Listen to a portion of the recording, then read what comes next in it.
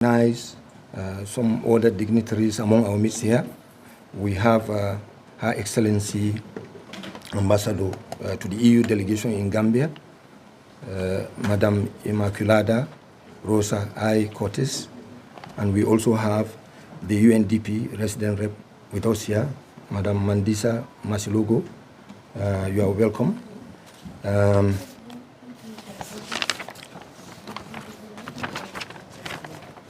Representatives from various ministries here present, other dignitaries from the diplomatic corps, development partners, CSOs and NGOs here present, distinguished guests, ladies and gentlemen from the media. It is with great honor and pleasure that I address this august gathering on the auspicious occasion of the National Dialogue on Financing for Development. I bring to this forum a message grounded in realities of our people and the urgency of our times. The Gambia, like many developing nations, faces an unacceptable paradox of developmental trajectory since independence. We carry the burden of debt we did not create, and climate shocks we did not cause. Madam, Mr. MC, ladies and gentlemen, today we call for a new financing pact, one rooted in equity, dignity, and justice, and shared responsibility. Our developmental aspirations remain stifled by an unsustainable debt burden. Every dollar converted to external payment is a dollar stolen from our classrooms, farms, and clinics. Considering the imbalances and injustices that have come to characterize international political economic relations since the establishment of the Bretton Woods institutions, debt cancellation is not a favor, it is a necessity to unlock inclusive growth and social transformation, and to engender equity and economic justice. Ladies and gentlemen, in health, debt relief means more qualified and trained nurses, expanded community clinics, improved maternal care, and a health system that does not collapse under pressure. In education, it means safer schools, quality teacher training, and empowering our next generation with the tools to break the cycle of poverty. In agriculture, it means food security for the poor, vulnerable, and marginalized, and lifting countless people from poverty in developing countries like the Gambia, and among other sectors. Ladies and gentlemen, without meaningful debt cancellation, our future remains mortgaged in the past we never choose. On climate justice, I must say that the polluters must pay. We in the Gambia emit less than 0.08% of global greenhouse gases, yet we rank among the countries most devastated by climate shocks, such as rising sea levels, erratic rains, and crop failures. This is not just environmental injustice, it is economic violence perpetrated against the poor and vulnerable. Ladies and gentlemen, we therefore demand that historical polluters pay their fair share to repair the damage and support resilience. That climate finance be grants and not loans. We cannot solve a crisis with more debt. That Gambia be freed from climate-related debts. We did not hit the climate, yet we pay price dearly. Ladies and gentlemen, it must be clear that we are not asking for pity. We are asserting our right to thrive on this earth. We envision a future where financial systems empower nations to provide food security, quality education, and healthcare for all citizenry, and not to entrap them in the cycle of poverty and economic injustice, where resilience is built on debt, but on justice and solidarity. In summing up, let us remember that financing for development must be a tool of liberation, not of limitation. Let today be a moment we move from rhetoric to responsibility. Up with justice. Up with justice. Up with justice. Down with debt entrapment. Down with debt entrapment. Down with death entrapment. Thank you so much for your kind attention.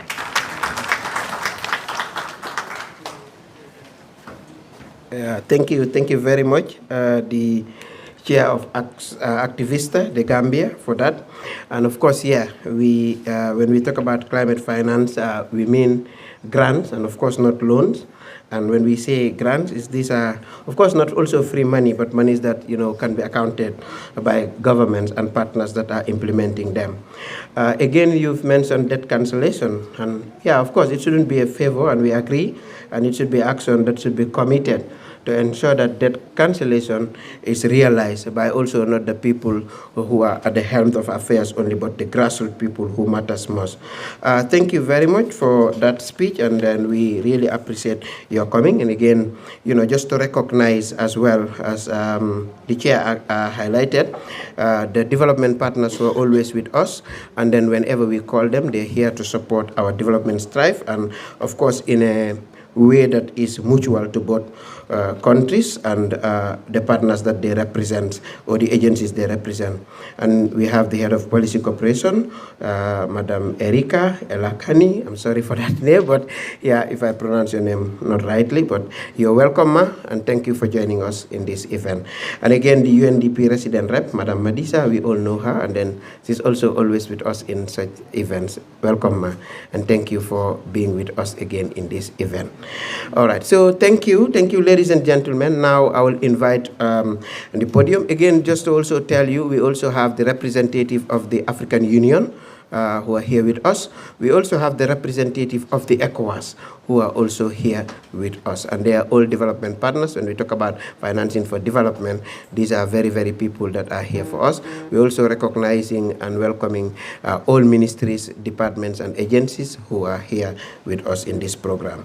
Now I would like to invite the director of ActionAid International, the Gambia, Madam Dela, to give her statement and welcoming. Madam Dela, welcome.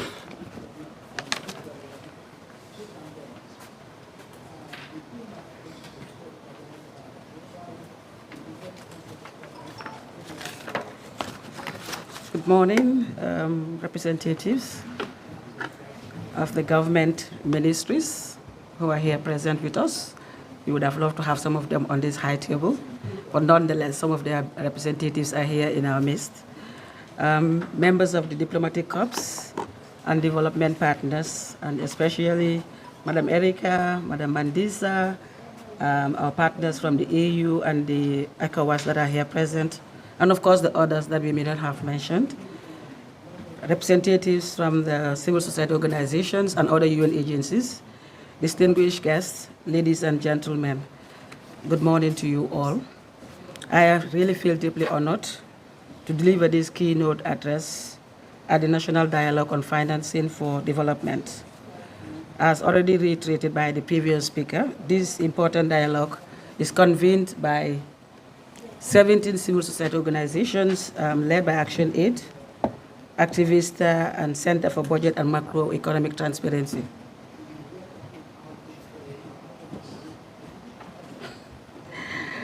And it is really a true demonstration of our collective commitment to advocate for sustainable financing for development. We are not the authorities who decide where financing goes. So we are using our capacity as civil society organizations who are here to represent the majority of the population who are not here with us to advocate. And this is really an advocacy message that we want to really launch as we are in this hall. And this is nothing but a true demonstration of our collective commitment to advocate for sustainable financing for development, especially for development that affects directly women, youth, children, and other vulnerable groups in our society. In every society, there are different strata of people, and there are others who don't feel what's happening. But we know the majority of the population find themselves below the poverty line, and as such, their daily realities are something that concerns us. And this forum marks a critical step in our shared interest to galvanize. And I say we are galvanizing. We want to mobilize. Let's talk and find solutions to the imminent reality towards building a resilient Gambian economy, one that can withstand shocks and disasters and ensure enhanced food security, access to quality basic social services such as health and education, and improve livelihood for the citizens, but also the residents of the Gambia.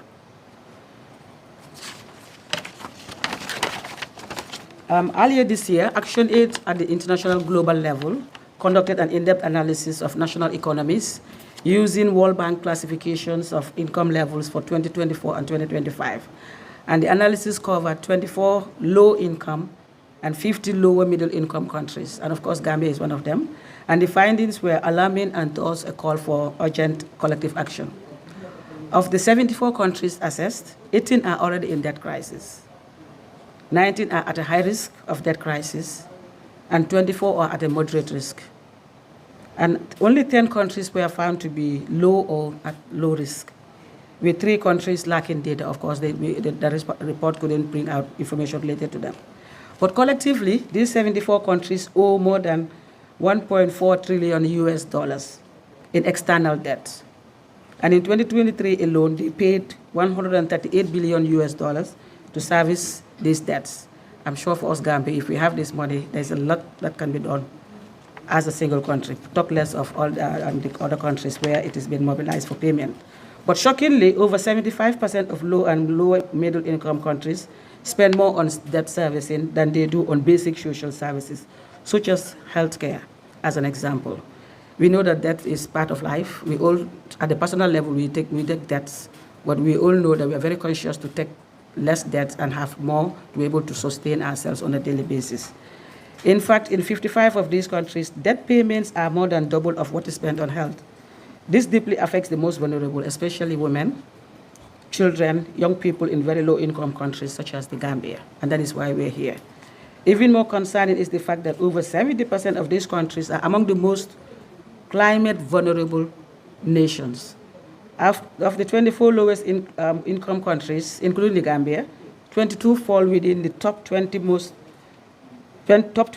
of those most exposed to climate-related risk. For Gambians, it's a living reality. It's the rainy season now, and on a daily basis, when we want the rains to come, but we also know some of the things that happen when the rain comes, and we are yet to note some flooding and all of that, but no one knows what the future holds. These countries face the harshest impacts of climate crisis and are the least prepared to respond. Globally, over 60% of debt owed by developing countries is to private creditors, with 25% owed to multilateral institutions and 14% to bilateral. The majority is paid to private creditors, especially the banks, and as such, we thought we need to have a conversation on this. For the Gambia case, the Minister of Finance reported that between January and November 2024, debt repayments account for 28% of total government expenditure. If we analyze the sectors, how much goes to it, it will not be up to this. Couldn't this have been plowed back to those sectors so that we can have quality services for the population who forms the majority, especially those who can't afford it? But the Minister of Finance have a representative in the hall. They can come and tell us more. Ladies and gentlemen, this is the reality that underscores the urgency for us to call for this national dialogue. As representatives of the government, the diplomatic community, development partners, and civil society, we are gathered here to explore solutions. We don't know the solutions, but we thought we could mobilize and let's start the conversation. It's better late than never. We can't wait till tomorrow because it's already late. And we are gathered here to explore solutions and chart a path towards a more sustainable and equitable development future for our country, because the way we are going, we don't think it's really sustainable. If you allow me, let me echo the words of Atolarik, and Atolarik is the Secretary General of ActionAid globally. And I read a quote: "Debt and climate are twin crises, suffocating the global south." And of course, Gambia belongs to the global south. Cancelling unjust debt is the first step towards climate justice and a fairer world. And that's what we are calling for. We cannot talk about sustainable development without addressing climate justice. Again, as Antonio Guterres, the UN Secretary General, stated, climate justice is not a luxury. It was said earlier. It is a global necessity. The developed world must keep up and pay up their climate debt to those least responsible but most affected. We may be less contributors, but we are really affected seriously by the climate crisis, and thus the need for a call. And we're here shouting, and shouting loud, so that we can find solutions. In this spirit, ActionAid calls on all multilateral and bilateral financiers to cancel all debts. And this is an advocacy, a high-level advocacy, because we feel that the way we're going, it's not sustainable, and unless we take a break and step back and change the track, we are likely to be in a worse situation. This decisive action would enable our government to allocate more resources to essential sectors, such as health, education, agriculture, social protection, as well as climate change adaptation and mitigation. Especially now we talk about the youth bulge. We need to tap into the demographic dividend. We have the highest population falling within the youth category. But how many of them have in sustainable income initiatives that can sustain them and be able to contribute positively in their society?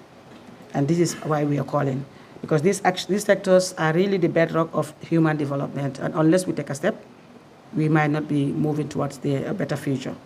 I hope we will leave this hall with more commitments to pursue a debt-free world that enables the use of limited resources for sustainable financing for development. Again, we are not the authorities deciding, but we're here to influence, to request, to advocate, so that together we jointly look into this as a problem and find sustainable solutions. The regression in Gambia will not leave the world free, because Gambia is part of the global community. And Gambia is being used as an example, but regression in the developing countries is not going to give a better life and freedom and peace to the others. So it should be a collective effort that we come together, and for us being in the Gambia, we thought we should really have a conversation on this, and we're hoping to hear from you today on what steps do we take to be able to pause this and make some changes. Otherwise, where we're heading to is not the best for all. And I hope that we will be able to leave this room with some commitments emanating from all of us, but also going to pursue others who are not here present, so that together we can find sustainable financing for development. I thank you all for your kind attention, and I look forward to getting really solutions emanating from you all. Thank you.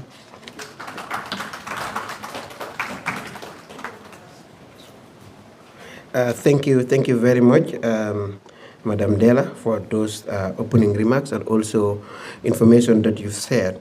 I think it's also very critical for us also to reflect and realize that the debt that we are talking about is one of the things that is also affecting countries in the global south, which of course Gambia is one of them.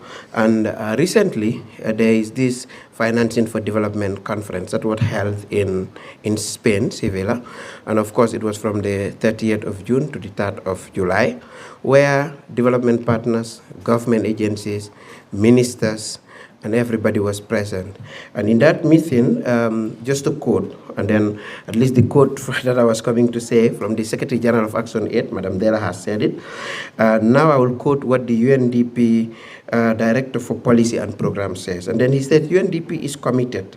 UNDP is committed to turning this outcome into action, working with countries and partners to align capital with sustainable development and to deliver results to the people and planet. Of course, people and planet are now really affected on issues of death, on issues of inequality and injustice when it comes to the both development and climate space. Again, Madam Della has talked about something that is very important, and then, and that is also climate change, which we have seen and noticed that there are a lot of private investment coming into it. What we are calling for an action is not for private investment, but public finance. And when we say about public finance, it's funding that are not tied to anything.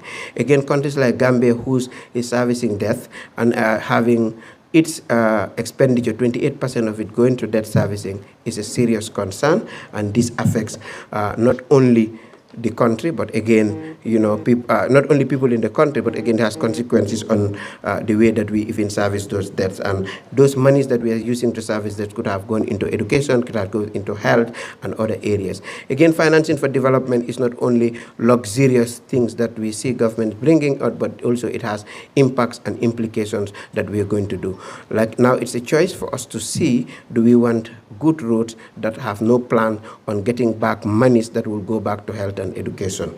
So thank you, Madam Della, for that speech, and then the remarkable comments that you've made that we will carry along in this thing. There's a slight change in the program guide. Instead of having the photo session before the interlude for the poem, we will now bring the poem, and then after I'll give you direction on how we have the photo session. I'll now invite Charno Gay to energize us with that poem. Charno, welcome. Thank you.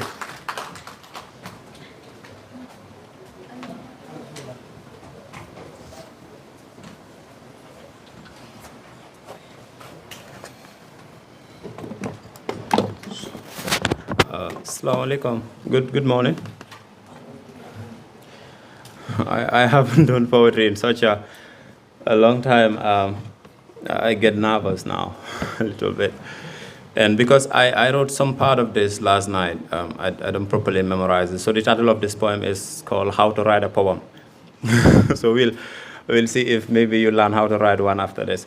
It's a mixture of something specific to this theme, but also something a little bit old.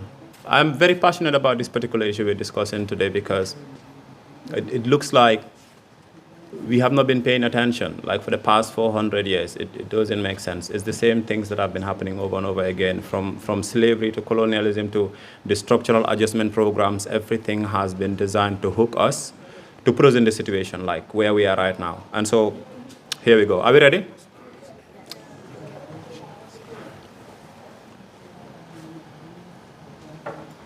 There's a fire burning in my eyes. Oh, wait. That's not the line. Fire is not the word I used. There's a storm burning in my eyes. A veil that keeps the mind vulnerable. I am unstable, so put my name down on the table because like Cain, I am not able to process this reality. So I'm sorting through layers of ozone like carbon stacking credit. These bills have deadlines like loss and damage demanding for justice, a just transition. This indecision is a testimony of your long speeches and the short commitment of your government. These men of mantles and titles performing miracles, turning air into money, creating a symbiote relationship, seeping venom into our veins, causing this damage we cannot reverse. And now we must repay a theft as a debt. How do you buy ideas you cannot afford, like repackaging old tricks for new dogs? They raised these tides and flooded your mind. So let me break this down for your kind. The change they created in the climate was experimented in our mind. The change they created in the climate was experimented in our mind. They trained us to accept our position in this world as victims. So we get on our knees and stay there. We raise our hands, lower our voices, and lower our heads and say, please. Because you need a polluted point of view to accept their side of the story. They have been choking our atmosphere with so much greenhouse gases, but they keep telling us to save the environment. To save the environment. Like history is a bad liar we don't believe anymore. Like we have not been doing this dance for the past 400 years and a little bit more. Like we don't remember that generation after generation, all they do is take and keep asking for more. Like we think that giving more and more is the answer, but no one remembers the question anymore. Check this. We have got homes loaded with love left to rot. Children to raise in the name of God. For God. We teach them obedience without questions like I, robot. So they grow up physically strong but mentally weak. That's a kill shot, a dead drop, a blind spot. It must stop. Check. Poor people have jobs but cannot feed their families.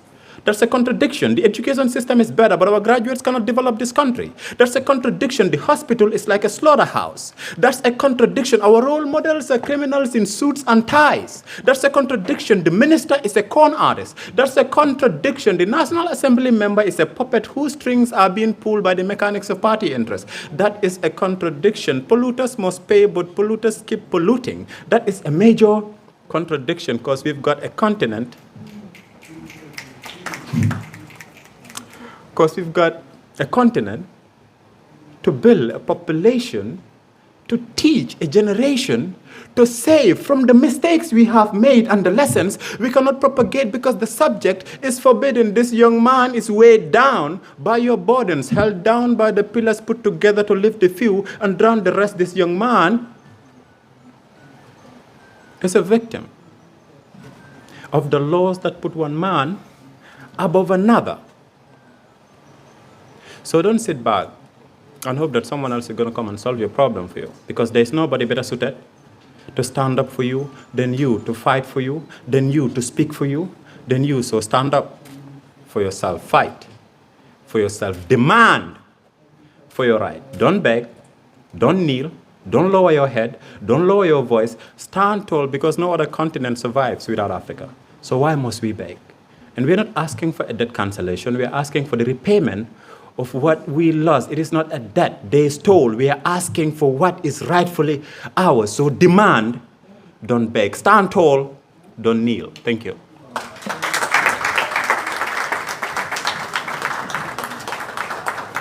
Thank you very much, Cherno. While I was just smiling, I remember stand tall, don't kneel. Yeah, so I think that was amazing, and thank you. I'm just smiling because I'm hearing the words that I'm very happy and like hearing. Let the polluters pay. Those are advocacy words that we use in the civil society when we are in the international space fighting for debt cancellation. Again, we will continue this, and now I think we're so excited. So instead of even going back to the photo session, I'll now invite another segment of this event, and that is also the findings. Okay, one thing that is important, and I am very happy that ActionAid, International, the Gambia, Activista, and the Center, all of them did this, and that is to go and have findings, the data that was very relevant and important for us to get these events. And with that, I'll just give you a teaser of things that were coming out from the Sevilla meeting, even though I was in Bonn, not in Sevilla, but we were so much intertwined in what was going on in those events. And it says about numbers. In 2024 alone, global sovereign debt hit high records. Many low-income countries now spend more on debt servicing than on education and health. That is a tragedy, and that is very concerning. If we are paying more debt than education and health, where are we? Again, the official development assistance fell over 7% in 2024 and is projected to decline further. Of course, we have had the hand of giving or receiving. Let us also remember that there is also a decline in those that are giving.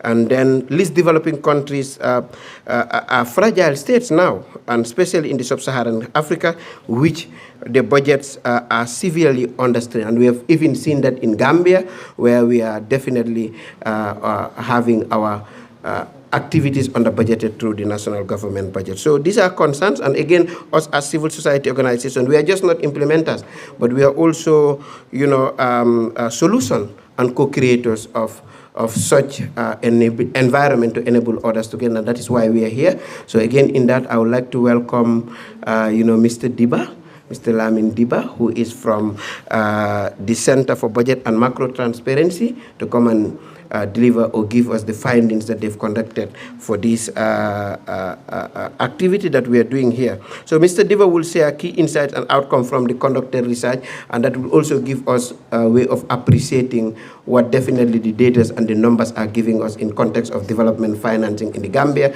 where we'll look at fisheries, climate change, agriculture, and so on and so on. So please put your hands together for Mr. Diba, and then we will get it rolling. Mr. Diba, you're welcome.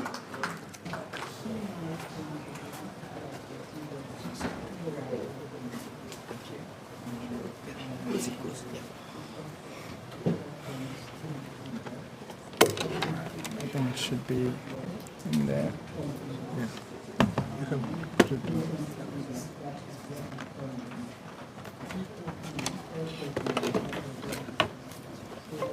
Is there a way maybe?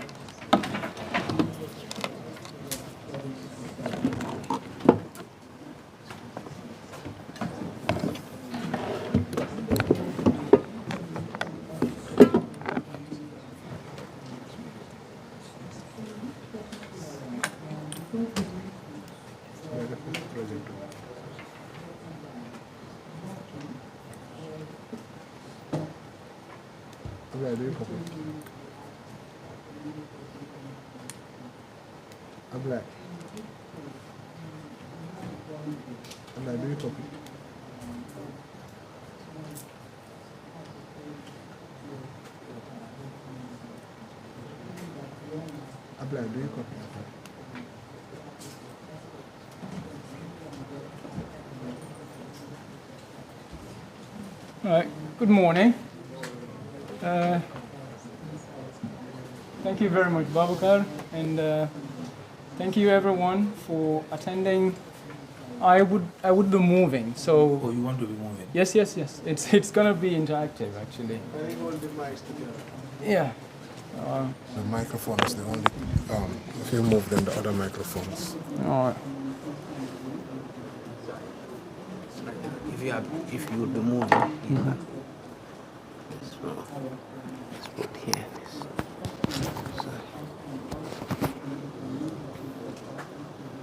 All right.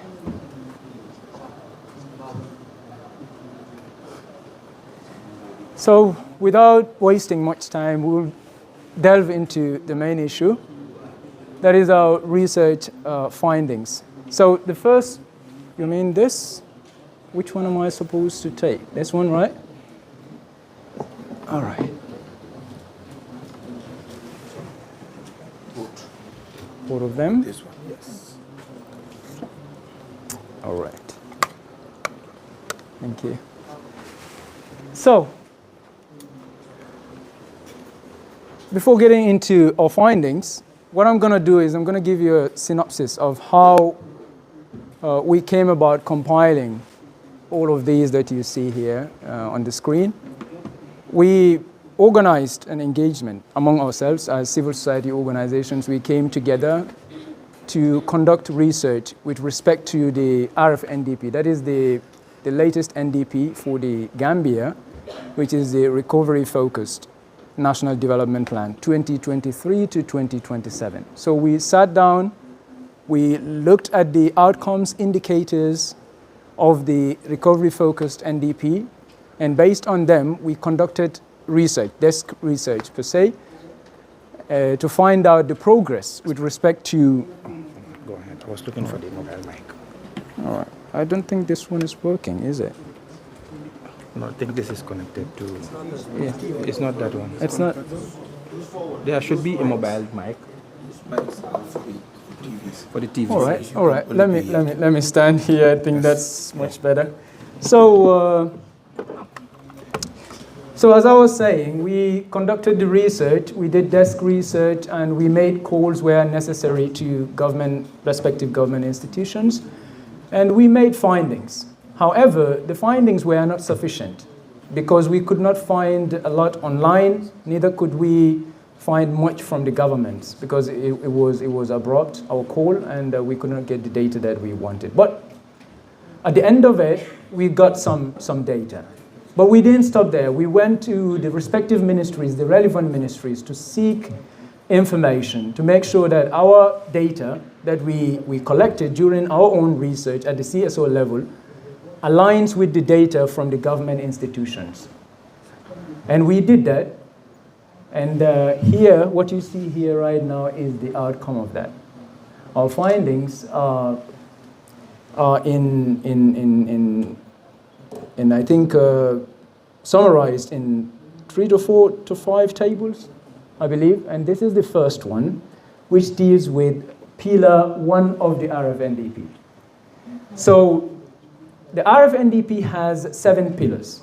The first one on the list is this pillar, building community resilience to shocks and crises. And there is only one outcome under this pillar. So when you look at this table, what I want you to focus on right here is the outcome, the indicator, the baseline, the national target, and the updated data. This is the data that we have obtained. And the progress with respect to that. I have to move, by the way, I have to. So thank you very much, thank you. So please, I want you to understand the format of the table so that it becomes easier to follow the conversation. So here, under the outcome, for this pillar, Pillar 1, which is building community resilience to address shocks and crises, there is only one outcome under this pillar, which is community-level resilience to shocks and crises enhanced. That is the main aim of this pillar, basically, which is to make sure that the communities, specifically rural communities, are resilient to shocks and crises. And this is the first pillar. I repeat, this is the first pillar of the recovery-focused National Development Plan, meaning, if not the most important, it is among the most important pillars, among 7 pillars of the RFNDP. And we have how many indicators? We have about 5 to 6 indicators. 6 indicators under this.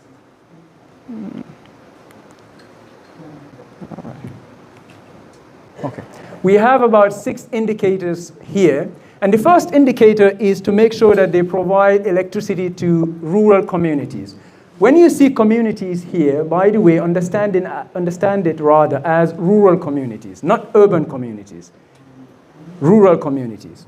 They also wanted to provide rural communities with clean water, provide rural youths rather with access to finance.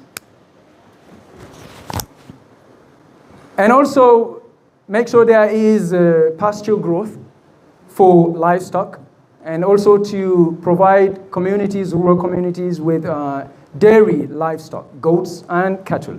And also, last but not least, to provide rural communities with labor-saving devices, meaning tractors, threshing machines, power tillers of that sort.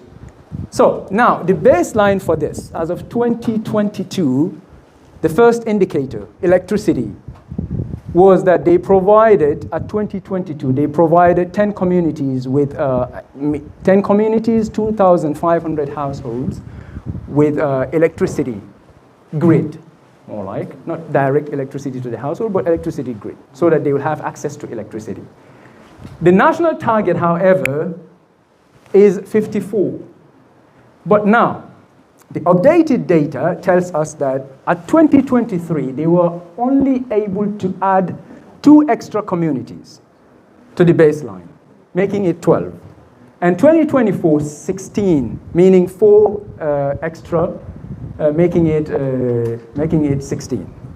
So in total, you could say 6 have been added since the baseline, since 2020, or since 6 were added from 2022 to 2024.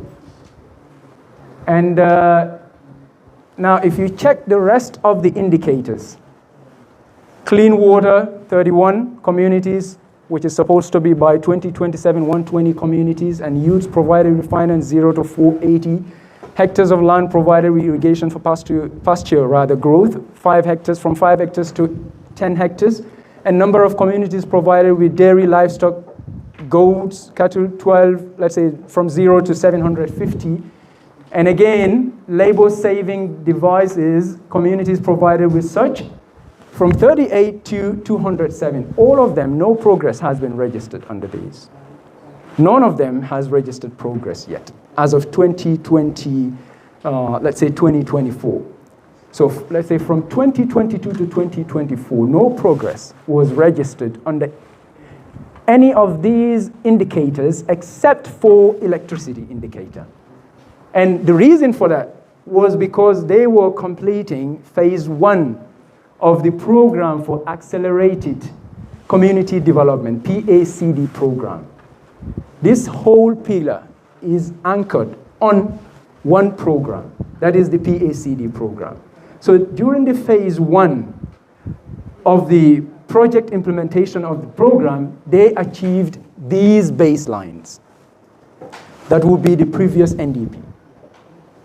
So now they're supposed to roll out phase 2 of the project, but they have not rolled it out yet, which is why we've not been able to see any progress with respect to the rest of the indicators, excluding electricity, of course. And even for electricity indicator, you can see that the progress is below average. If you make or do the calculations, you realize that in order to, in a normal manner, in order to achieve this 54 of a target, you have to be realizing, or you have to be extending electricity grid to at least 8 communities per year. But we see that for 2023, it's just 2 communities. For 2024, it's 4 extra communities. So it is below average. Now that tells us that since the PACD phase 2 has not started, and also the progress with respect to electricity indicator is below average, that tells us that this pillar, this outcome right here, community level resilience to shocks and crises, or crisis enhanced, is not in fact enhanced. So what I want you to do while we are going along is also to make or do your own assessment. I will be the explainer, but I want you to assess as well at your own levels. The question I would like you to ask yourselves is, has the target been met, or can the target be met at 2027? Or is there good progress here? From the looks of it, you can tell there is no good progress here. So we can conclude that this outcome, community level resilience to shocks and crisis, is likely not going to be enhanced if we go with this trend. Imagine the whole PACD, the whole pillar is anchored on PACD phase 2, and PACD phase 2 has not been implemented yet. And let's say, or was not implemented from 2022 or 2023 to 2024, because we are looking at end 2024. 2025 is not captured here. So for 2 years, a key project has not been implemented. A key project relevant to a key pillar of the RFNDP has not been implemented yet. What could be the reason? Now, by the way, the data, the updated data, you can see here DDP. When you see DDP, it means Directorate of Development Planning at the Ministry of Finance and Economic Affairs. The data, when we did our CSO level research, we went to the Directorate of Development Planning also to align our data, our findings with their data. So we, just to keep things faster, we made sure that their data is prioritized so that we have discussion centered on government data. And where they did not have data, we put our own there to make sure that there is completion of information. So you can see here, based on their report, they are saying that the factor hindering progress in this outcome is the delay in the commencement of the PACD phase 2 due to what? Resource constraints. Resource constraints. Now, please think about it from the perspective of what if debt was cancelled? Would we have resource constraints? Maybe we would. Yes, we would. But would it be alleviated? I believe so, right? Yes. So here, the problem here is that there is There is below average, to be modest, there is below average progress with respect to this pillar, building community resilience to address shocks and crises, and the outcome is at risk at this point in time when you look at it. That's why you can see them in red, red, red. Okay? So this one here, okay, I think I don't need to.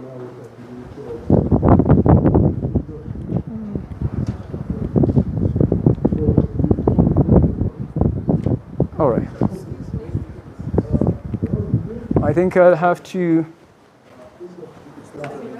Yes. Yes. Yes, please. You would like to, yeah. Thank you. Thank you with apologies because I'll have to be leaving. I have another meeting at 11:30. But I thought it would be very good if we can go to that. Yes, that absolutely, outcome. absolutely. And the point that I wanted to stress here is the program for accelerated community development is a UNDP support program.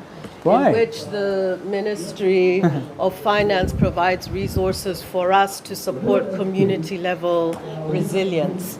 And it's a small program. You can take this one. I think this one is working. And it's a small program. Oh. Yeah, it's working. Yes.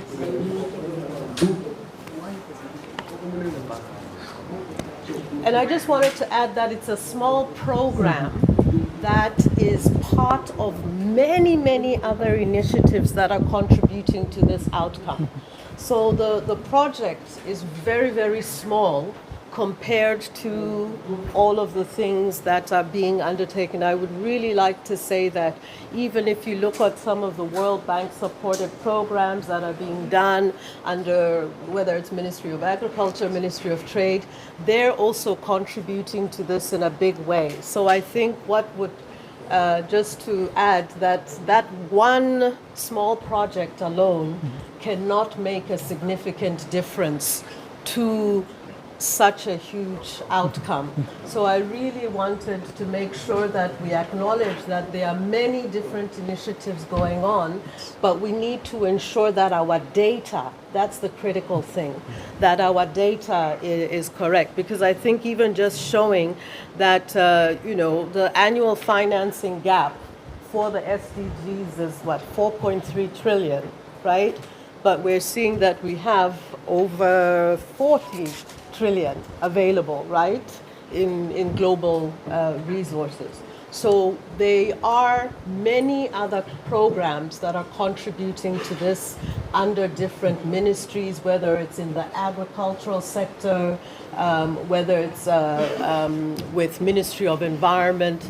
But it's important to note that one small program alone cannot contribute to this big outcome. And just to say, the small outputs that are under PACD, the phase 1, they were activities in 2023 and 2024. And I think the lesson learned for me is that we really, really need to make sure that the data that we have is speaking to each other and the information. So even all of the resources that are plugged into this country, it would be important that Ministry of Finance has all of the information. So it's not just about, the public financing, but private sector investment, multilateral investment, and so forth. Yes. So I just wanted to add that quick point before we go, because to this one, I can speak very clearly and tell you that this is a very small project, and there's no way that it was meant to contribute to, really moving the needle on its own. It's supported by other programs. Yeah. So I just wanted to highlight that with apologies. Yes, please. But I thought it was very, very important. Yes, please. Yes, please. Thank you very much. Thank you. Okay. Can you hear me? Yes. 450 Head of Cooperation at the EU delegation. I would like somehow to link it to what Melissa just said. Donors are providing lots of support, So linking the achievement of the National Development Plan to one specific project, whether it's small or big, well, it's a little bit limited. Also, and this is my point, we provide budget support as European Union to the government. So it is not a project implemented by UNDP, by ourselves, or another international. Sorry, this money is meant for the development of the country. If I think I see Mr. Livanet next to me, we are providing, for example, 2.5 million euros to reach targets related to social protection, for example, expanding the family strengthening program. So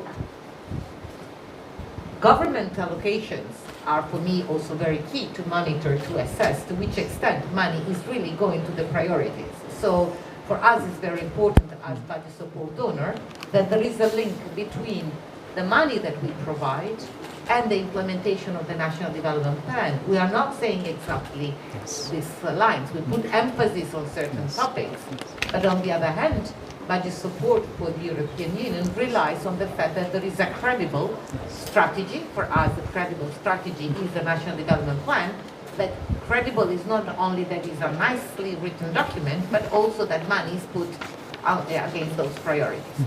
The final comment on electricity. European Union, European Investment Bank, World Bank are investing significantly on electricity, and we had also the inauguration this May of the transmission line. Last year there was also another solar plant in Jampur, which regrettably some people destroyed. I mean, so also very sad that you have donors providing infrastructure and some people think nothing better than destroying it, which is a cause of concern. But I can say that in terms of number of communities reached, I think we are a little bit above, and I don't understand under what are you referring? Phase 1 or phase 2, I don't understand of what. In any case, this is just GERM. It's a big program of the government. And as I said, we are not the only one with the World Bank and European Investment Bank.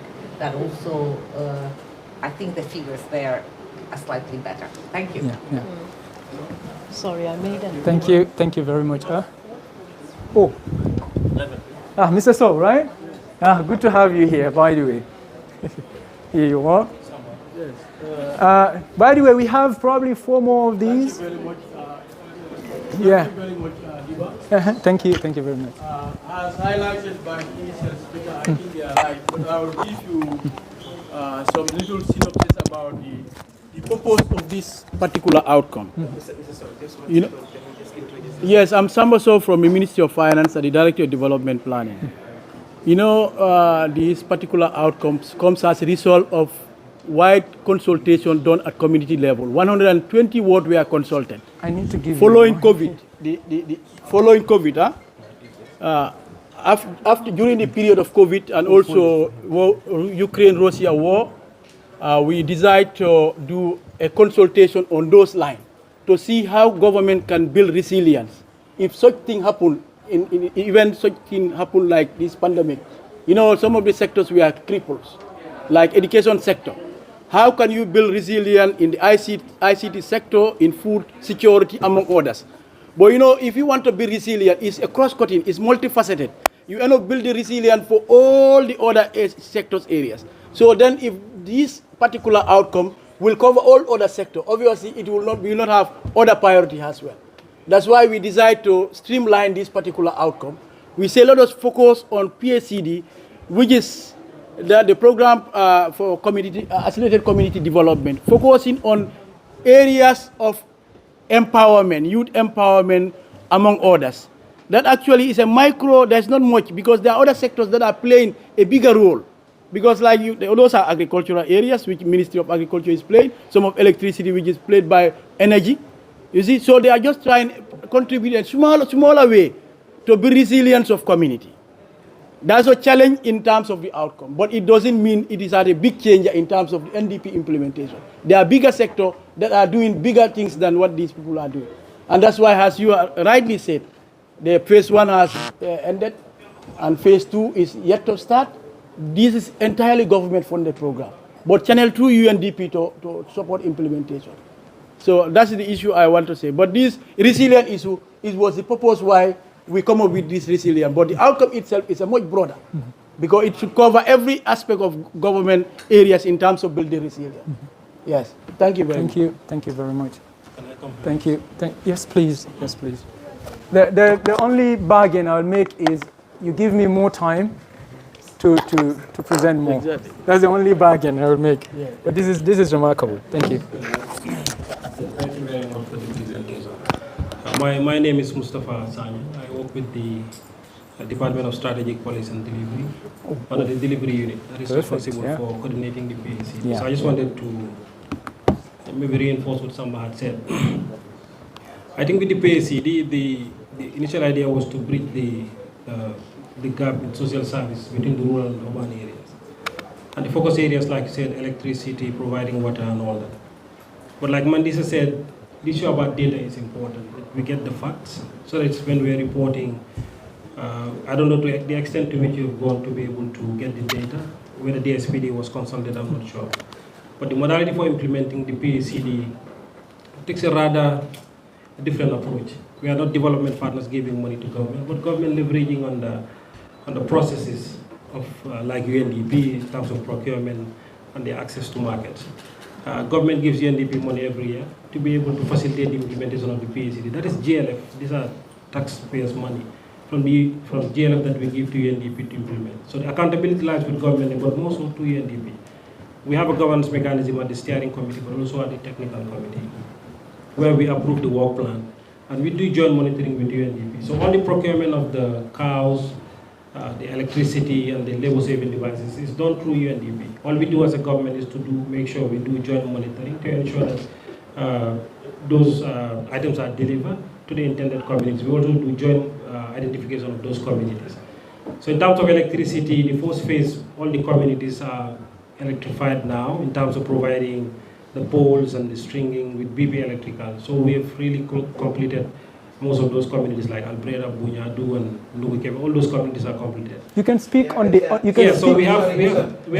Okay, my apologies. I'm very sorry. Can we just apologize and then allow him to complete the slides, and then we will reconvey, and then at least give you the opportunity to say anything in a form of a panel. Is that okay, sir? That's okay. I just wanted to put it in the context of what Mandisa said. So people to understand that the PACD is a money government gives to UNDP.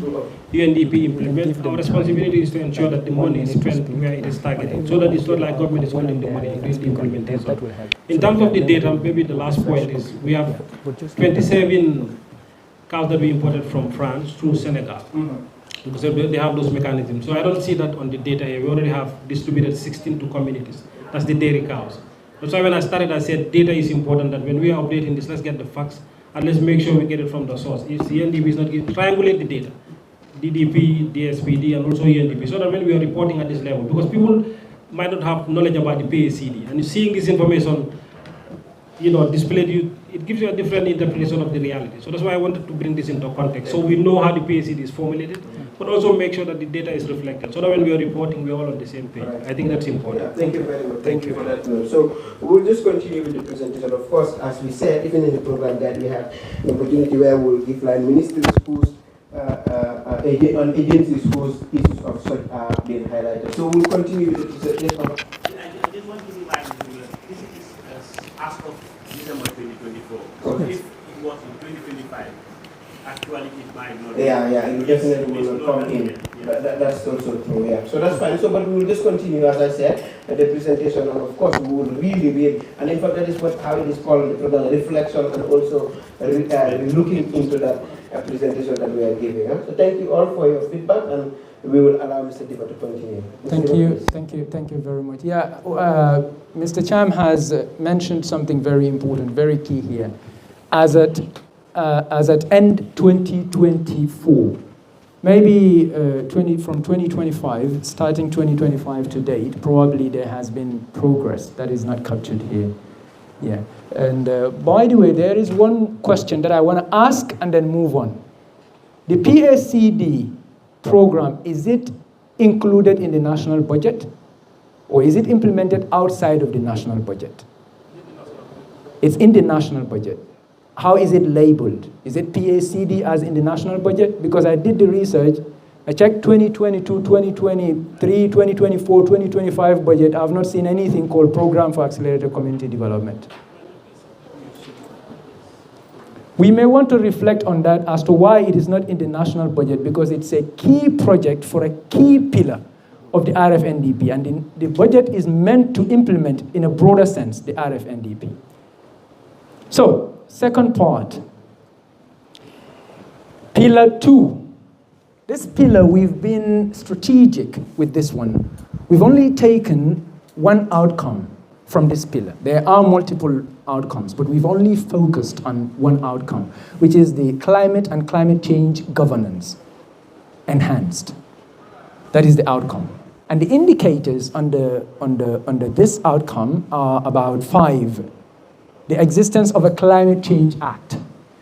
This is all in the fight or for climate change actions to mainstream climate change talks and to bring focus to climate-related activities. This program is anchored on that too. One of the things that it is anchored on is climate change. That's why we picked this outcome out of all the other outcomes for this pillar. And as I was saying, existence of a climate change act, it is a no, it doesn't exist. Or it did not exist as at end 2024. What was happening from 2023 to 2024 was that there was a recruitment rather of a consultant. And again, the consultant was recruited. That was it. 2023 to 2024, recruitment of a consultant. 2023, recruitment of a consultant. 2024, the consultant was recruited. 2 years. Meaning the progress is slow. Again, existence of a National Waste Management Act. No, it doesn't exist. The updated data says the bill is done and awaiting approval by NA. Again, this was at end 2023. Now, at end 2024, they are saying the bill printed and presented to NA for enactment in November 2024, meaning the bill was done at end 2023 and it was only printed and presented to NA for enactment in November 2024. It took 11 months for it to be printed and be submitted to the NA for enactment. That deems it what? Slow, as in terms of the progress. Again, existence of a revised Biodiversity and Wildlife Act. By the way, these 3 acts below, they exist already, given the word revised. So, but the revision has been in progress, but we do not have a revised act for any of them, the 3 of them below. We do not have any. The Biodiversity and Wildlife Act says here, the progress here says the 2013 bill still awaiting approval. 2023. Again, 2024 yet to be enacted by any. Progress is slow, obviously. Forestry Act, legal analysis of the 2018 Act completed by end 2023. Again, 2018 Forestry Act is being reviewed and updated. Again. So 2024 2023 legal analysis, 2024 review and update, which deems the progress slow.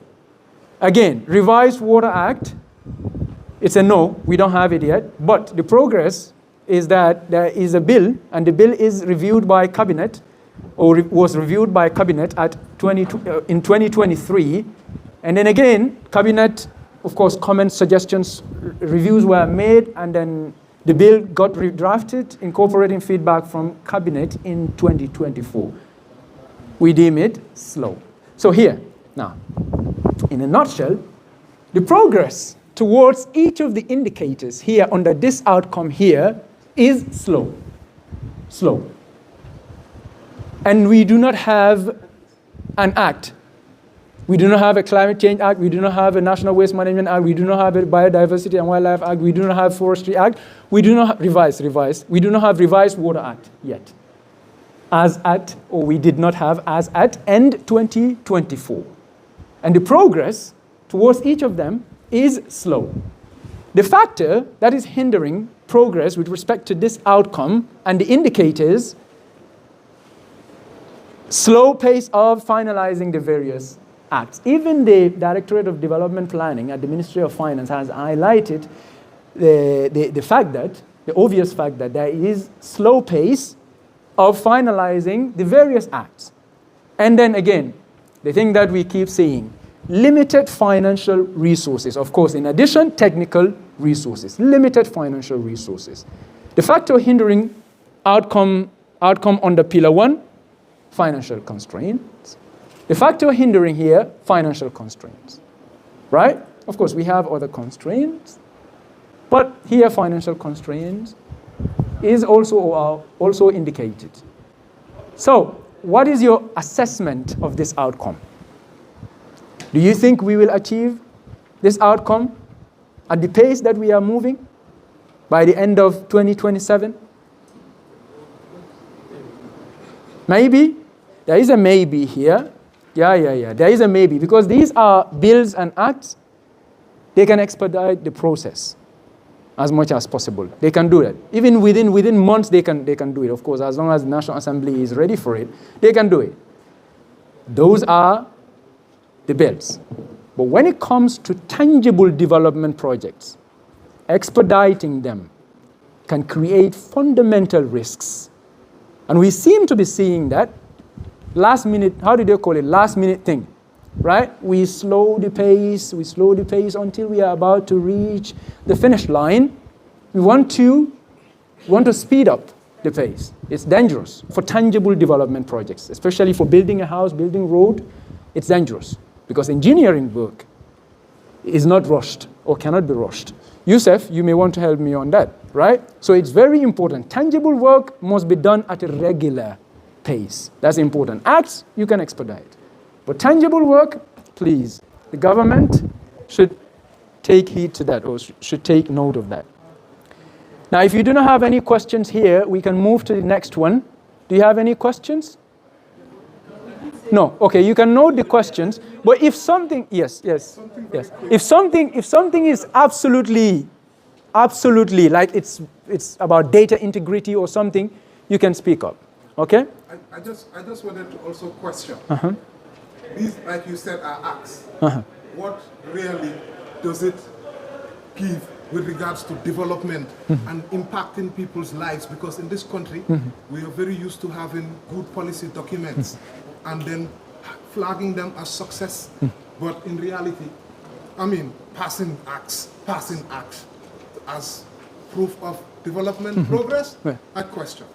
Yeah, you are right. Especially for the case of the Gambia, you are right. It seems to be the trend. We approve, we pass beautifully crafted bills and policy documents, but we do not act upon them. That is undone. That should not be done. That is, you are right about that. But if we were acting on these acts, oh my goodness. You cannot do anything, especially within the government, you cannot do anything that is not backed by law or policy. So it's important to have these acts and policies. But what is more important is to act on them. Yes. So we will implore on the government to act on their policies and acts. You know? So the next is Pillar 5, Outcome 1 under Pillar 5. Pillar 5, by the way, is a very, very important pillar. Not that the others are not important, but this one right here, this one, as they would call it, backbone.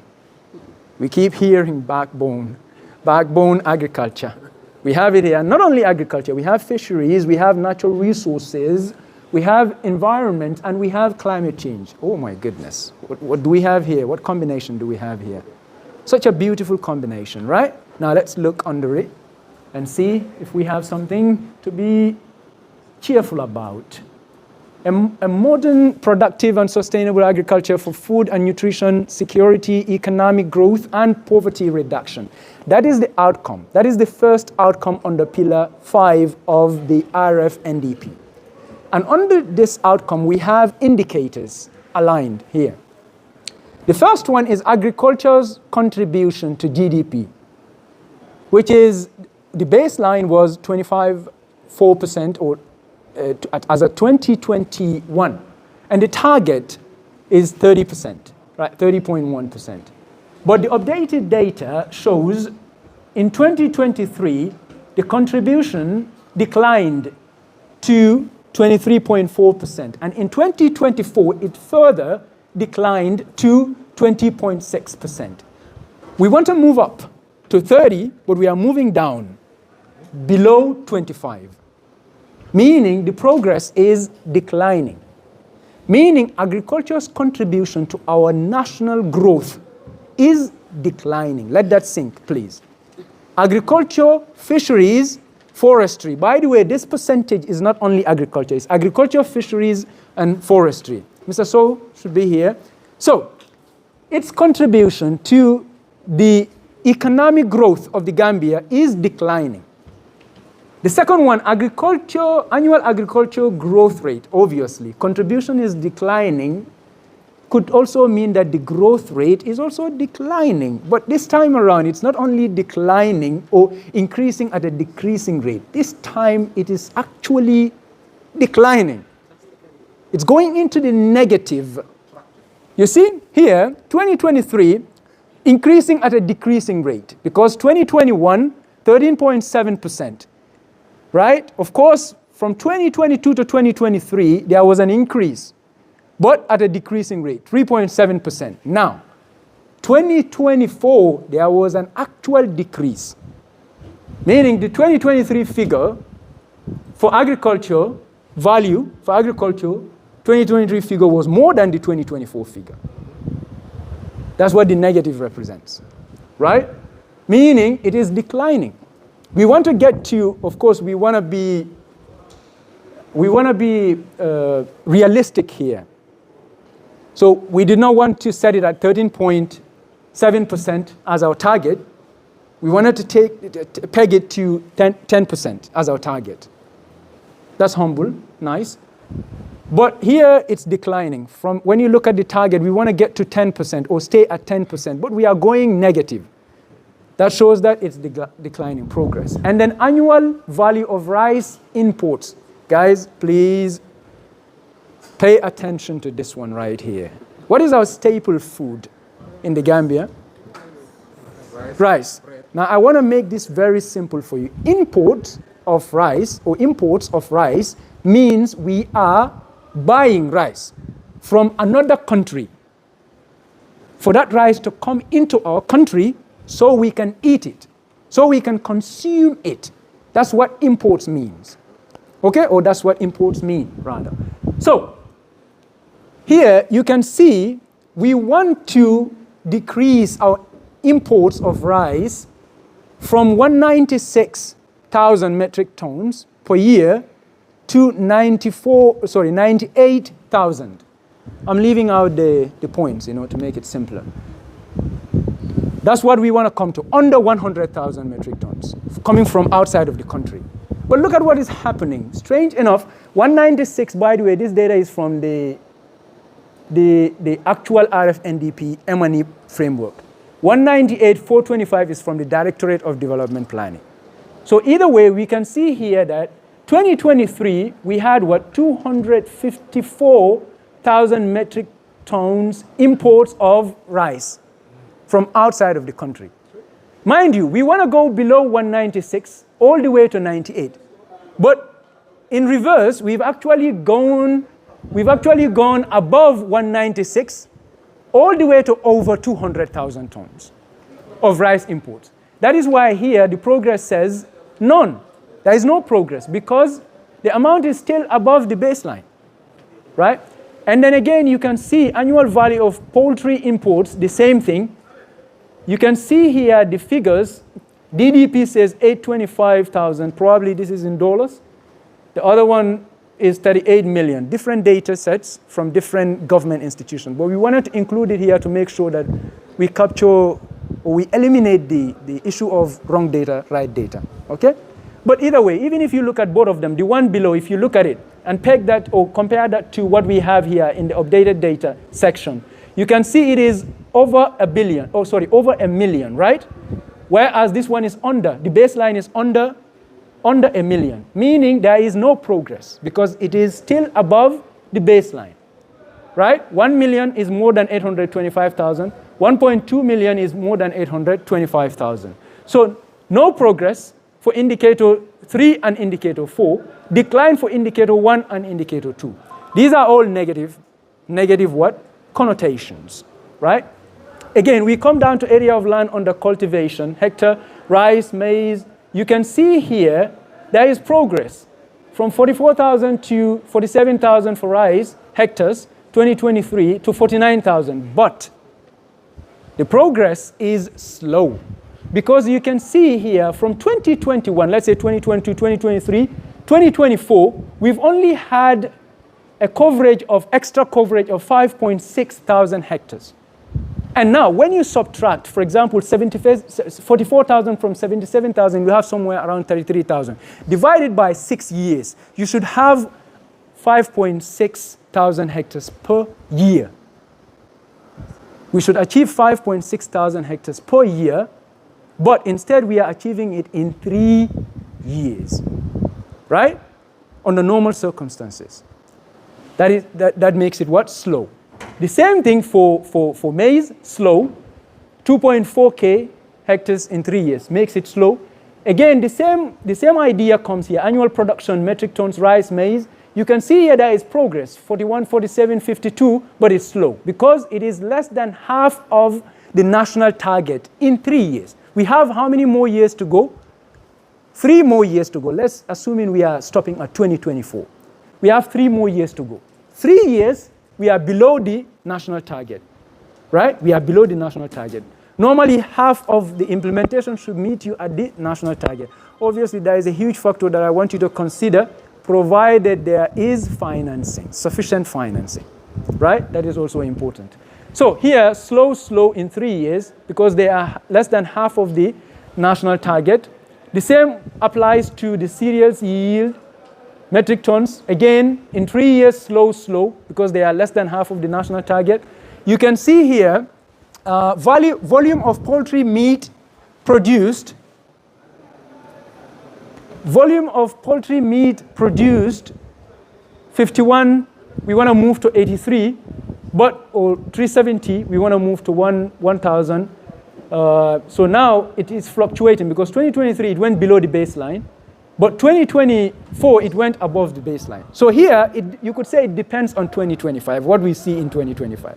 If 2025 fluctuates downwards, then we have a problem because there is erratic, you call it, progress that you cannot actually keep track of. 1 minute it is up, next minute it is down. You want consistent progress upwards, right? So fluctuation means not a good thing.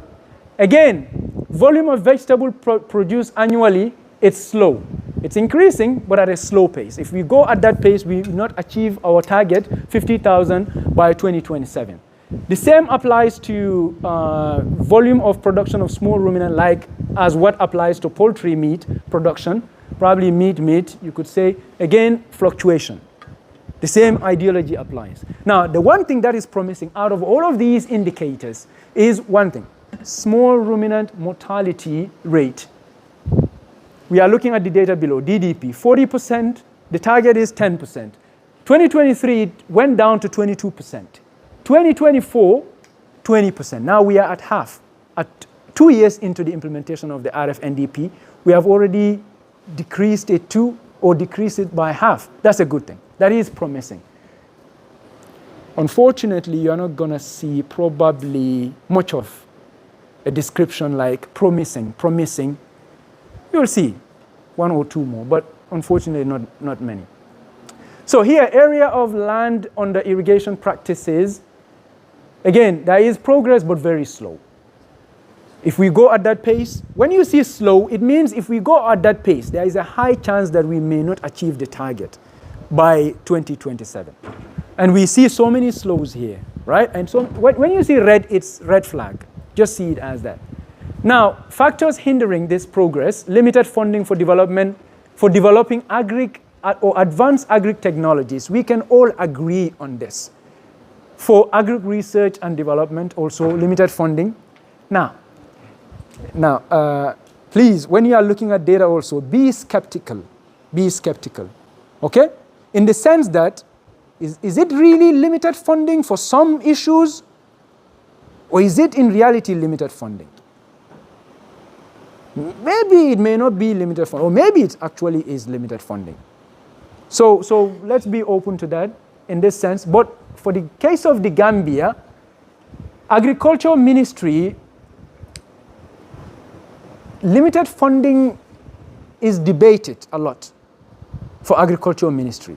It is debated a lot, especially counterpart funding, development partners funding of the Agriculture Ministry is a lot. 2025 is a proof of that. $6 billion just for Agriculture Ministry. 2025 alone. 2025 alone, I mean January to December, that's what I mean, 6 billion. You can check the data to confirm. But that is second to debt service, of course, 11 billion. The first one is 11 billion debt service, huge margin. Second one, agriculture. And third one, basic and secondary education, you come down to health. Now, as far as the national budget goes, government will tell you, oh, these ministries, they receive sufficient funding. As far as the central government of the Gambia goes, and the budget of the central government of the Gambia goes, they will say they are receiving sufficient funding. But the reason we are here today, I believe, is not only everything tied to the central government budget, but the budget of the Gambia, the entire Gambia. That's what we are looking at. Maybe if we look at it from that perspective, we might say the money given to agriculture is still small because we want to do more in the agriculture sector.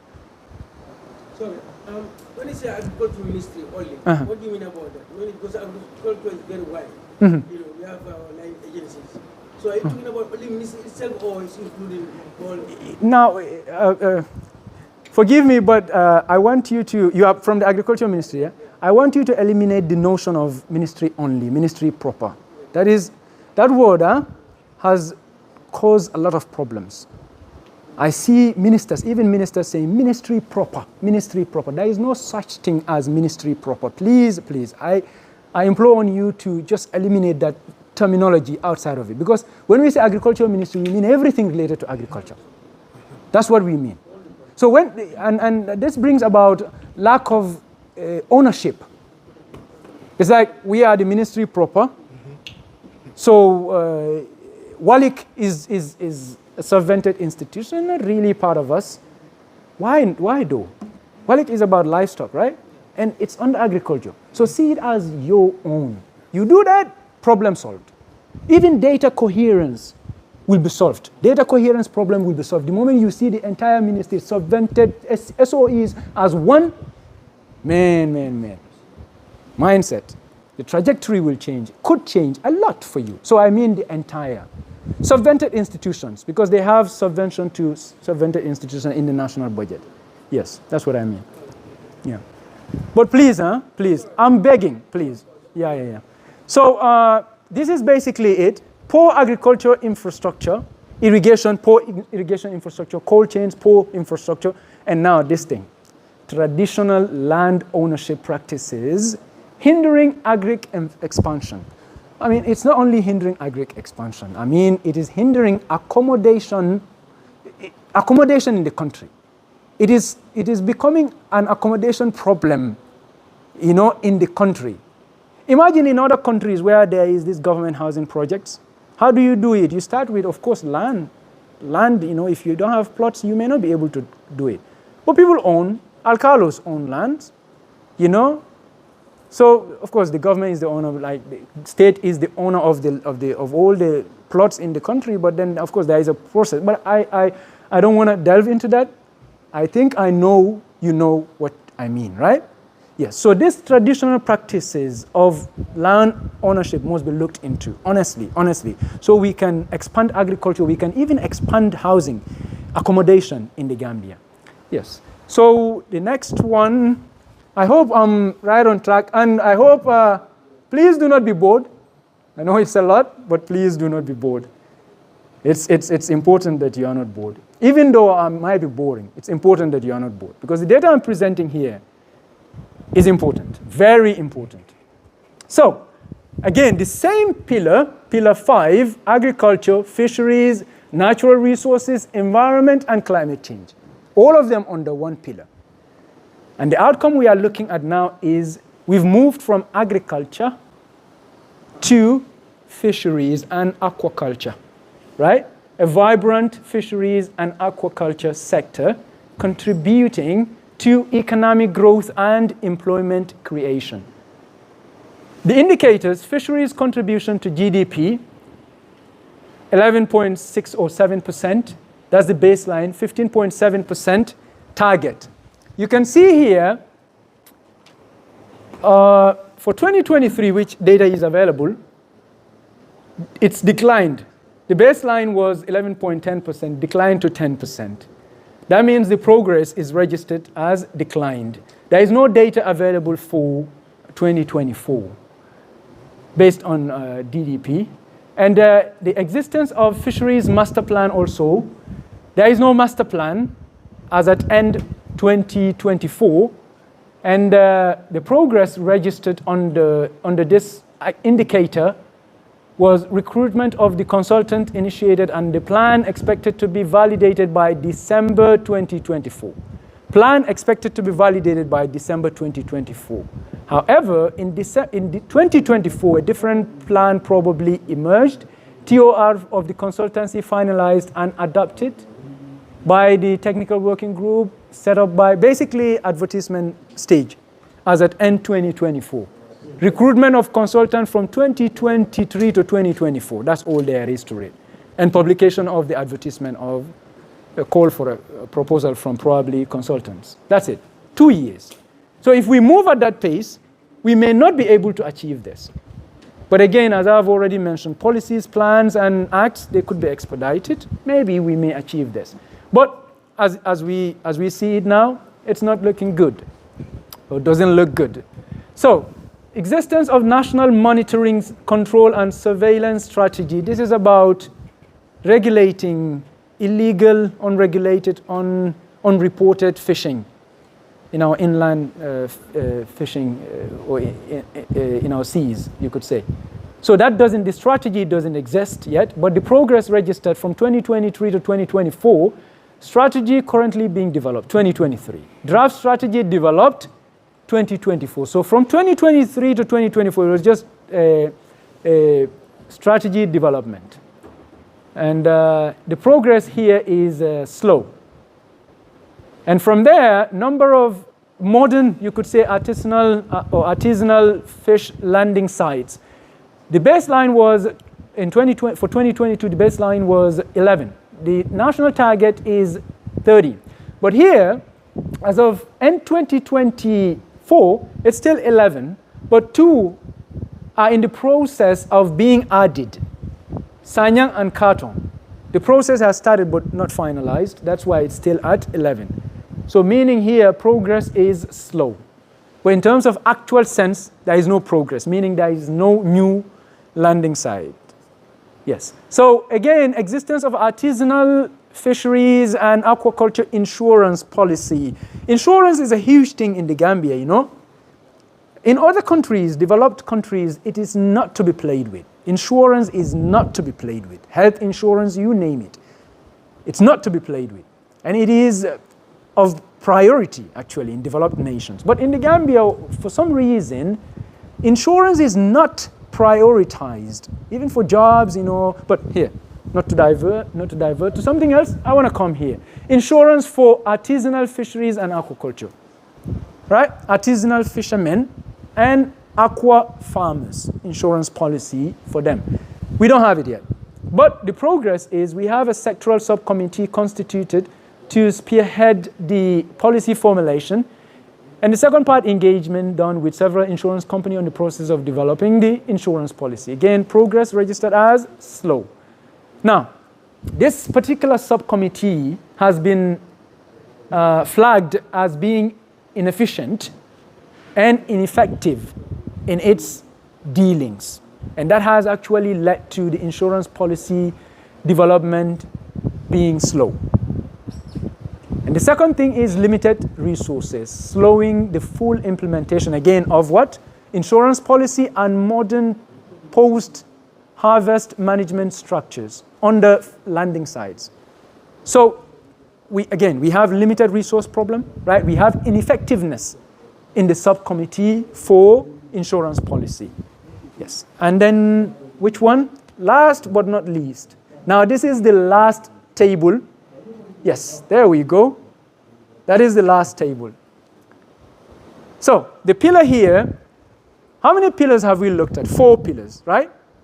Community resilience, one on agriculture, climate change governance, and fisheries, right? Food security, it echoes what? Connotative meaning rather.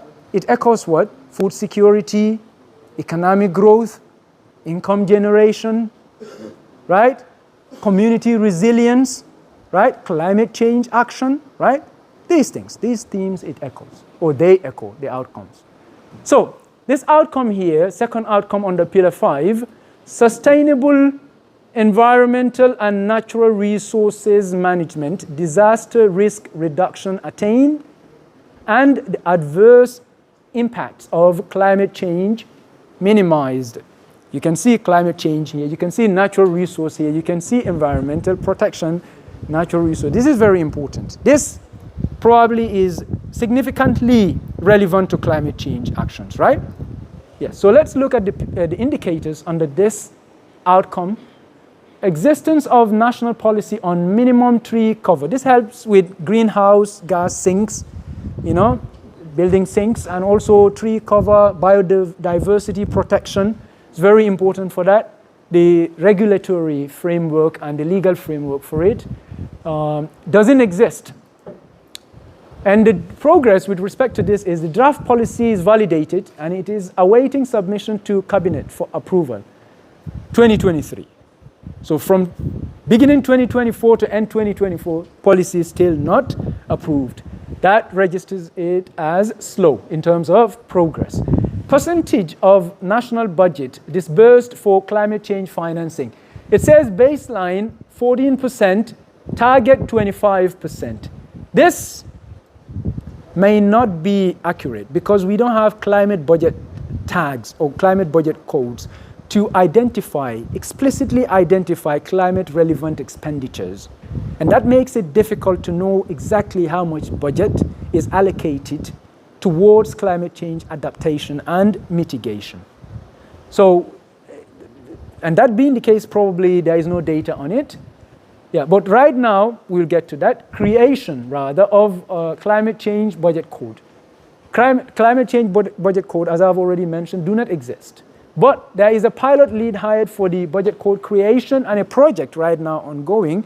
Babukar, our MC, would be able to speak a lot on that project to create climate change budget codes to help with the tracking of climate-relevant, climate-related expenditures or financing. The progress, however, is slow because as we speak, I think we are at the initial stages of this project. So existence of national cadastral map, again, this one too, there was no data on this. And we could not also find data online, by the way. This one, I think the data we did. Which one was it? DDP, data says no data, but I think during our research at CSO level, there is a cadastral map, right? Yes. It is ancient, but there is. Yeah. So it exists. So here we could call it exists, okay? Existence of Integrated Coastal Zone Management Secretariat, ICZM or ZM. It doesn't exist as of now, but there is progress towards it. There is a bill that is developed for the establishment and it's awaiting cabinet approval. And then in 2024, the bill was sent to MOJ for legal advice. So the progress is registered as slow. And the hectares of marine protected areas, again, now we see excellent here. This is indeed excellent. Let's see what's happened. Hectares of marine protected areas gazetted, the baseline was 67,000 hectares, and the national target was 84,000. But as of end 2024, by the end of 2020, I think we had already achieved the national target, beyond the national target. So this is worth celebrating and commending. Excellent, it's been labeled as in terms of progress.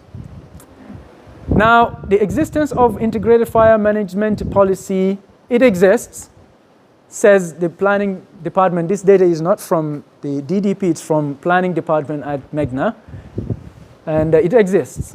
An existence of weather-based index risk financing. This is basically also a form of insurance policy for farmers, financial protection against climate-related risks. Yeah, and that also exists, but it exists for certain products. Groundnut, millet, maize, and rain-fed rice.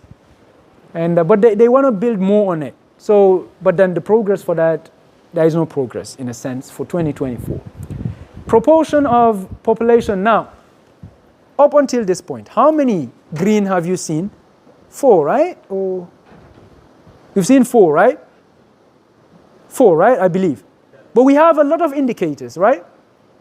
A lot of indicators. Probably over 20 indicators. I have not counted, but a lot of them. But we have 4 out of that. Now, what I want to do, probably Mrs. Cham or Ansumana, what you can do is all the red in terms of progress, count them as 1, count all the indicators. I'm giving you work, apologies for that. Count all the indicators and count the green, the blue ones, divide the blue ones by all the indicators. Let's see the percentage. And maybe we can take that as, with respect to all of what has been presented here, the percentage of progress that we can be proud of, maybe, right? So we move on. Proportion of population having access to early warning information, 60% baseline, 100% is the target, but 2023 there was no progress, 2025, between 2023 and 2024 rather, it's only 5% progress, so that is deemed slow. Existence of national water policy, it doesn't exist, but there is progress towards that, achieving it. Recruitment of the consultant initiated 2023, TOR for the consultant adopted 2024. These things, they sadden me most of the time when I see something like this. Yeah, so it's slow. Degree of integrated water resources management implementation, 30% baseline, 100% target, 31% by DDP as indicated. But the progress is stalled because it's 37% as of end 2023, again 37% as of end 2024. So the factors hindering progress, bureaucratic issues slowing down decision-making processes and delaying the implementation of critical interventions. You can see bureaucracy leads sometimes, most times it's good, especially in efficient economies. Very significant, very important, very good. But for inefficient institutions, sometimes it can be very deadly because it can be used as a means to stall progress, to stall work, you know? So we should be very mindful of that. So here, in this case, probably that's what is happening. Difficulty in accessing climate funds. There are stringent conditionalities.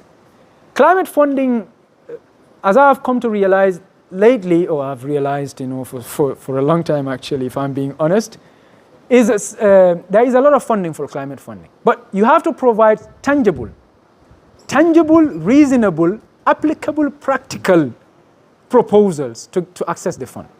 They're not just going to give you the funds to just go and do study tours. No, probably not. They're going to give you the funds if they know that you are going to do something tangible that will really address the core of climate change. And the fact that we are calling it difficult could mean that we have not been drafting proposals worth accessing the funds.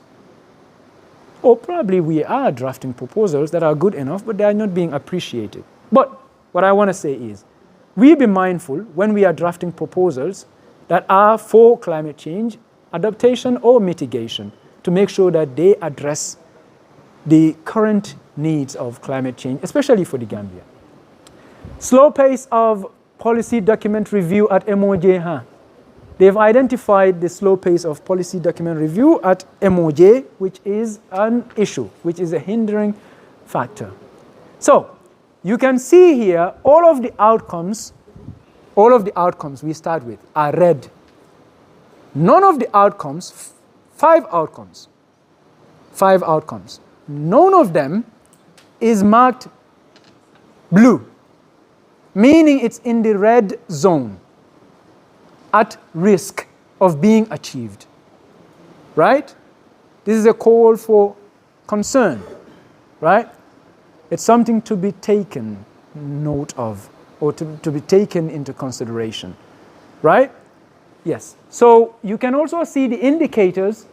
All of them are marked red rather, except for 4 of them, right? Except for 4. Ansumana, what have we got? 39 indicators, right? Okay, so we have blue, 3 of them here, and 1 more here, 4. So we have 4 out of 39. Can we divide 4 by 39 and see what we will get? Percentage-wise. 0 point something you may get, but still we can divide times 100%. What do we have? 10%. 10%. So 10% in terms of 39 indicators, 37 indicators. We have 10% rate of significant or noteworthy progress. 10% out of that is 4 out of 39 indicators. But then again, the 10% cannot amount to much, which is why we see all the outcomes as red, meaning 0% chance, 0%. Let's just say they are at risk of not being achieved. How many outcomes? 5 outcomes. And then now, specifically under Pillar 5, all the outcomes are at risk of not being achieved. By the way, take note. This is actually relatable. Take note. Agriculture, fisheries, natural resources, environment, climate change. Do we have these problems in our country right now? Agricultural problem, fisheries problem, natural resource problem, environmental problem, climate change problem? Are they addressed properly? No. So when you look at the data, please do that too. Get to the core, get to the final endpoint. What is the endpoint? There is no significant progress with respect to the indicators, right? And the outcomes are at the risk of not being achieved, right? That is a problem. That means we are at risk of not achieving significant portions of our national development plan. It means more action needs to be taken. We need to be more proactive with our engagements, with our action plans, with our implementations of different indicators under the National Development Plan, the RFNDP. So I will not take much time. I will end it here. If you have any questions, I believe you can ask. Thank you very much. Well done. Thank you very much. Thank you very much. Thank you. Let me get out of here.